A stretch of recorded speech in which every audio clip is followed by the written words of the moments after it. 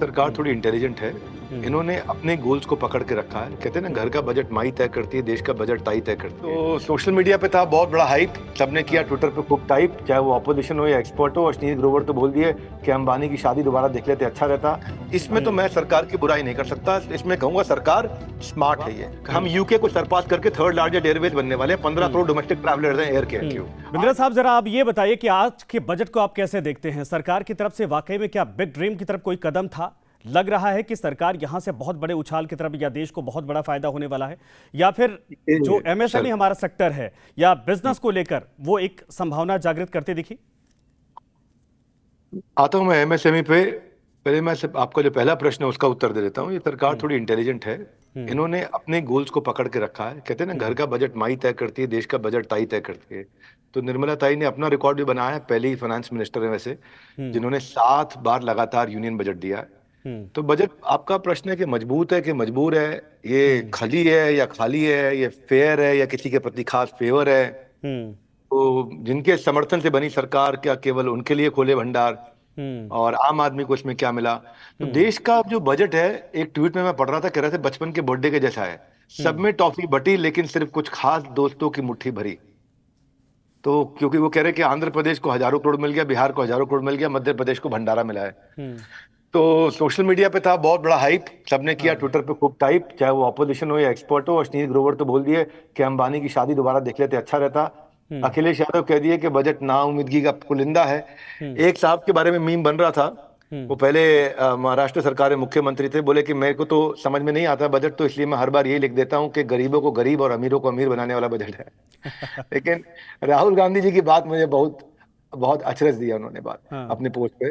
हाँ, सम्मान करता हूं उनका, बड़े सम्मान से कहूंगा। वो कहते हैं कि कुर्सी बचाओ बजट है, लोगों को अपीस किया गया है, और अंबानी अडानी को अपीस किया गया है, benefit to a with no relief to common man. और फिर तीसरी लाइन में कह देते हैं बजट तो उन्होंने सारा हमसे कॉपी किया है। तो पहली 2 लाइनों में ये बजट की बुराई करते हैं, और तीसरी लाइन में कहते हैं हमसे ही कॉपी करके लेके गए हैं बजट। तो वो मुझे थोड़ा अजीब सा लगा। और तृणमूल कांग्रेस कह रही थी यहाँ पे कि यूनियन बजट नहीं, आंध्र बिहार बजट है।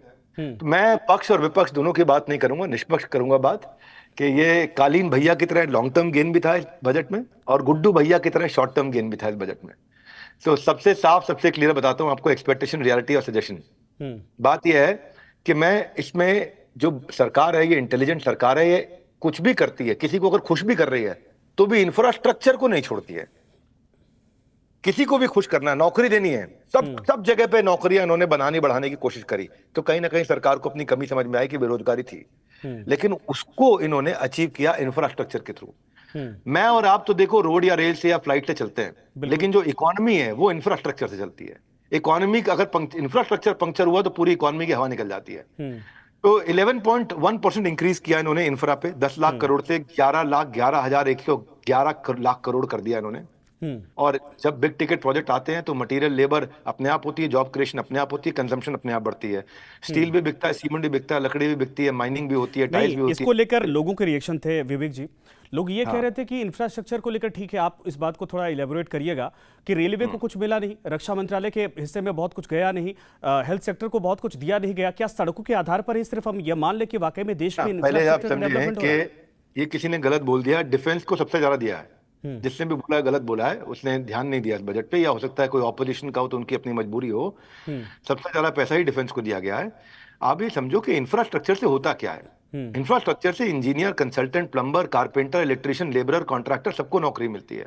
चाइना 5.6% जीडीपी का इंफ्रास्ट्रक्चर पे करती है, जो कि दुनिया में नंबर 1 चल रहा है इस समय। उनका जीडीपी ग्रोथ भी 5.2% है। उनका आप देख रहे हैं ना, उनकी लाइफ ब्लड है इकोनॉमी की। इंडोनेशिया 5.1% करती है इंफ्रास्ट्रक्चर पे इन्वेस्ट, लेकिन इंडिया अभी भी 3.4% ही कर रहा है, और इंडिया की जीडीपी 8% ग्रो कर रही है।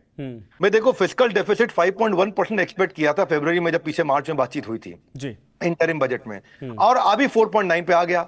तो ये तो अचीवमेंट है, इसमें तो मैं सरकार की बुराई नहीं कर सकता, इसमें कहूंगा सरकार स्मार्ट है। ये सरकार लोगों को खुश भी करती है, तो इंफ्रा को साथ में पकड़ के खुश कर देती है, नौकरियां दे देती है। क्योंकि रीजन क्या है, अगर आप वो जो एक सरकार है जो फ्री में सब कुछ बांटती है उनकी तरह चलोगे, 1 रुपया अगर बाजार में दोगे तो 90 पैसे का इकोनॉमिक ग्रोथ होगा। पर अगर आपने, किसी ने आपने जो सवाल पूछा उसका जवाब यह है कि 1 रुपया इंफ्रा पे दोगे तो 3 रुपया वापस आता है जीडीपी में। इसीलिए ये फिस्कल डेफिसिट कंट्रोल कर पा रहे हैं। जीडीपी में आप देखो, रोडवेज जो है 64% गुड्स और 90% इंडियन पैसेंजर सड़क से तो ट्रैवल करते हैं। जुड़ेगा इंडिया तभी तो बढ़ेगा इंडिया। एनएचएआई ने 20% बढ़ा दिया अपना नेशनल हाईवे पे। आप जितने बड़े प्रोजेक्ट हैं, दिल्ली मुंबई एक्सप्रेसवे बनने कंप्लीट होने जा रहा है, द्वारका एक्सप्रेसवे कंप्लीट होने जा रहा है, मुंबई नागपुर एक्सप्रेसवे कंप्लीट होने जा रहा है, गंगा एक्सप्रेसवे मेरठ से प्रयागराज तक कंप्लीट होने जा रहा है, बेंगलुरु चेन्नई एक्सप्रेसवे। इससे क्या होता है, जिन जगहों की पॉपुलेशन 50,000 या 1 लाख है, वो सब शहर से जुड़ जाते हैं। जिनकी पॉपुलेशन 20,000 है, 10,000 है, वो 50,000 वालों से जुड़ जाते हैं। अब नर्मदा एक्सप्रेसवे जो गुजरात से छत्तीसगढ़ आ रहा है, या कानपुर से लखनऊ एक्सप्रेसवे आ रहा है, अब इसमें क्या है, जितना ज्यादा हम चाहते थे उन्होंने उतना इसको संभाल के रखा।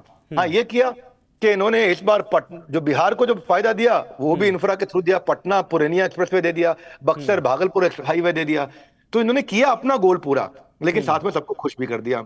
चाइना में बड़े से बड़े प्रोजेक्ट आते हैं, हमारे यहाँ वल्नरेबिलिटी क्या है, अनस्किल्ड लेबर है, उस पर भी इस बार इन्होंने काम किया। मेन मुद्दा ये है, ऐसा नहीं है हेल्थ केयर पे कुछ काम नहीं हुआ, मेन मुद्दा ये है कि प्रोडक्टिविटी बढ़ती है, बेड सेफ्टी अच्छी होती है, कॉस्ट आपकी ऑप्टिमाइज होती है, प्रोजेक्ट कंप्लीशन टाइम अच्छा होता है। और रेलवेज को देखो आप, रेलवे जो है लाइफलाइन है इंडियन इकोनॉमी की। माल को मार्केट तक, मुसाफिर को मंजिल तक, एक कोने से दूसरे कोने तक करोड़ों को कनेक्ट करती है। भारत का लार्जेस्ट फ्रेट कैरियर है।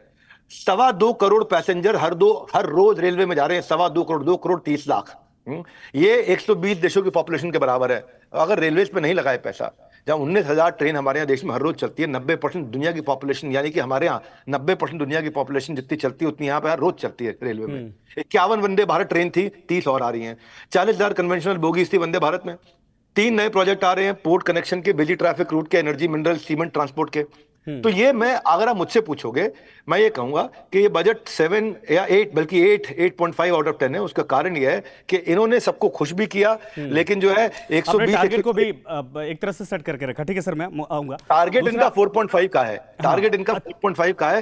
क्योंकि क्या होगा, जब आपका एयरवेज हमारा 4th लार्जेस्ट है, आपको मालूम होगा हम यूके को सरपास करके 3rd लार्जेस्ट एयरवेज बनने वाले हैं। 15 करोड़ डोमेस्टिक ट्रैवलर्स हैं एयर के। आज 103 और 24 इंटरनेशनल एयरपोर्ट है, 103 डोमेस्टिक हैं। जेवर एयरपोर्ट आ रहा है, नवी मुंबई आ रहा है, पुरंदर एयरपोर्ट आ रहा है, इसके अलावा 5 नए एयरपोर्ट 2014। अब इतनी तेजी से बढ़ रहे हैं। सेकंड इंडियन एयरपोर्ट का टॉप 5 पंक्चुअल एयरपोर्ट में 2 हमारे पास हैं भारत के अंदर। टॉप 5 पंक्चुअल एयरपोर्ट में 2 भारत के पास है, एक वो हैदराबाद वाला और एक बेंगलुरु वाला, सबसे ज्यादा पंक्चुअल एयरपोर्ट रहे हैं। रिन्यूएबल एनर्जी पे भी इन्होंने काम किया। अब आप अडानी ग्रुप देखोगे, वो पूरा का पूरा ग्रीन एनर्जी पे ही काम कर रहा है। G20 में इसीलिए उन्होंने बातचीत किया। 26 गुना सोलर एनर्जी। जब ऐसे ग्रुप्स के नाम आते तभी तो राहुल गांधी वो पॉलिटिकली एक टिप्पणी कर देते। सरकार थोड़ी इंटेलिजेंट है, इन्होंने अपने गोल्स को पकड़ के रखा है। कहते हैं ना, घर का बजट माई तय करती है, देश का बजट ताई तय करती है। तो सोशल मीडिया पे था बहुत बड़ा हाइप, सबने किया ट्विटर पे खूब टाइप, चाहे वो ऑपोजिशन हो या एक्सपर्ट हो। अश्नीर ग्रोवर तो बोल दिए कि अंबानी की शादी दोबारा देख लेते अच्छा रहता। इसमें तो मैं सरकार की बुराई नहीं कर सकता, इसमें कहूंगा सरकार स्मार्ट है। ये हम यूके को सरपास करके 3rd लार्जेस्ट एयरवेज बनने वाले हैं। 15 करोड़ डोमेस्टिक ट्रैवलर्स हैं एयर के। न्यूज नेशन अब व्हाट्सएप पर खबरों की ताजा अपडेट के लिए न्यूज नेशन के इस QR कोड को स्कैन करें।